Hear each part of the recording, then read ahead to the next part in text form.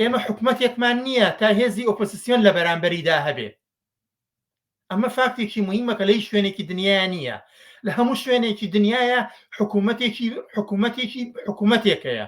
ئەو حکومەتە بەجیالەوەی ناوەڕۆکەکەی چییە، دیکتاتۆریە هەر شتێکە، بەڵام لە هەموو شوێنێکی دنیا حکومەتێکەیە کۆمەڵێک هێستان خۆیان بە ئۆپۆزیسیۆنی و حکومەتە دەزانن.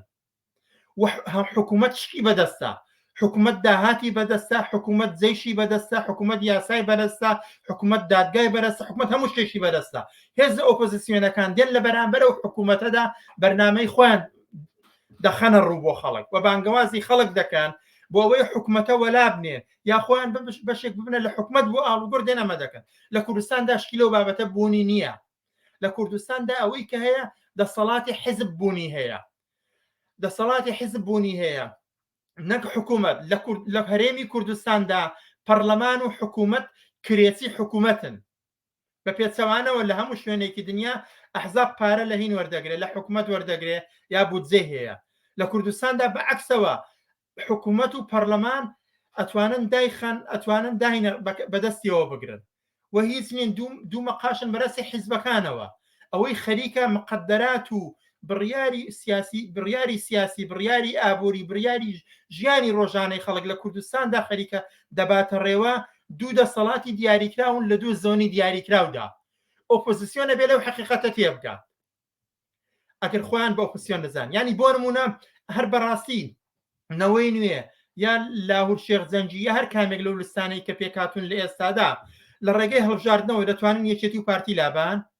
ئەگەر با بهێنینە بەرچاوی خۆمان، ئەگەر گریمان نەوەی نوێ 50 کورسی هێنا، نەوەی نوێ بۆ 50 کورسیە کە هێنای دەتوانێت داهات لە زۆنی سەوز لە یەکێتی وەربگرێ، هێزی عەسکەری و هێزی پێشمەرگە بخاتە ژێر دەسەڵاتی خۆی، بڕیار و دەسەڵاتی ئەمنی بگرێتە دەست. شتیوا ئیمکانی هەیە؟ بێگومان ئیمکانی نییە.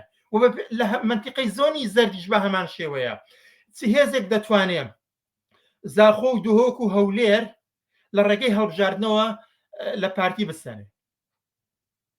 بۆ نمونە داوای لێ بکات زێڕەڤانی دەستگای ئەمنی ئەنجومەنی ئاسایشی هەرێم داهات و هەموو ئەوانە لە دەست پارتی دەبێن لە ڕێگەی هەڵبژاردنەوە.